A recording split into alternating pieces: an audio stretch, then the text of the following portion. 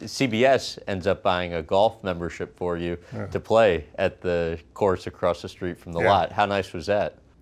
Yeah, well, that's not what got me into golf. I was obsessed with golf. That's why they got it for me. But yeah, that was a great little present. Not a bad lunch perk. In year 2, they bought me a membership at Lakeside, which is right across the street. And if you want to tell perk, if you want to talk about Raymond Perk, the Masters is on CBS, and the day after the Masters, Monday, CBS, it's called Press Day. I don't know if you've ever been around there. Monday after the Masters, yes, right? So CBS was allowed a foursome.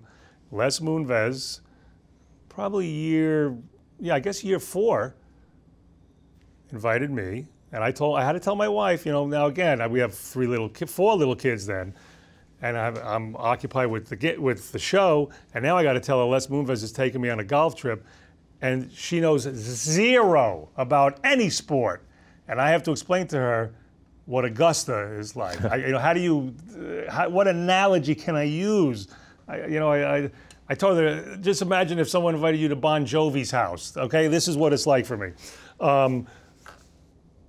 So there was no way I wasn't going. And we got to play on the day after, and Kevin James too. Kevin James, I think the first year was me, but then Kevin James came for 5 years in a row.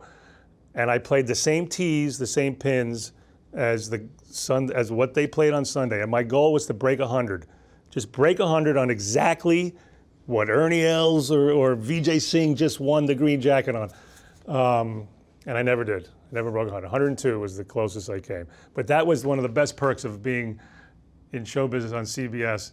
And then when my show went off the air, never again. Were you curious to see if you get the call? No, of course I wasn't waiting. Okay. I wasn't waiting for the invite because he has to use that on the. But I remember being in Atlanta a couple years later, and I'm saying, let me call everybody. I called Les, I called Phil Mickelson, I called Jim Nance, and I'm not complaining about them. They tried.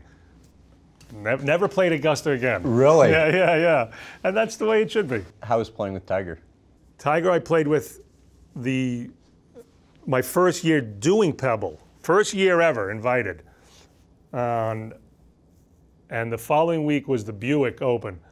And it was very significant because the first year, I remember I got a lot of heat, a lot of negative press. Well, not a lot. There was one article written about me in Sports Illustrated. I don't know. I know you're great with research. Did you find this article? I'm not sure. I'm maybe not. Do you know who Alan Shipnuck is? Sure, golf writer. He wrote a scathing article about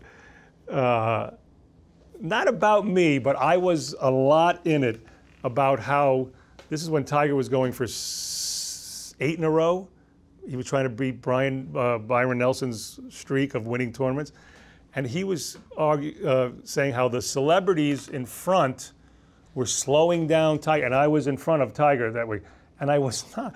And my ball went on the beach once, and I said, all right, I'll pick it up. And my pro said, go get it. It'll be good television.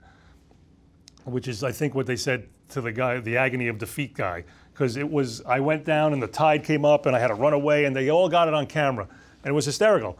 And then a week later, Alan Shipnuck's article came out about how Tiger was behind me, and he quoted Tiger. He quoted what Tiger was thinking. He said, when Tiger was asked, what do you think about what's going on in front of you?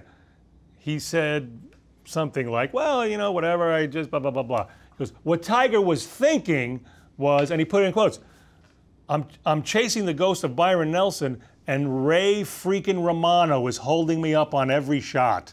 And it wasn't. He was 6.5-hour rounds, and Sports Illustrated let me write a rebuttal to him. And one of the things I said was, listen, I know there was 6.5-hour rounds on Spyglass. There was 6.5-hour rounds on Poppy Hills. I know I'm bad, but I'm not bad enough to cause a delay on 2 other courses. But whatever. I have it hanging up. It's great. I have that article hanging up. So you like it? Well, at the time I was devastated, but now it's funny now. It's just funny now because I don't know. It's just, it wasn't, you know, whatever. You were on the show of Tigers' former coach Hank Haney, where he coached you on your Yes. golf game, the Haney Project.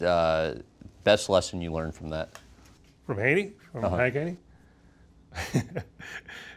I'll tell you the funniest thing that happened was on one shot that I hit, Hank Haney said, "That's the worst shot I've ever seen."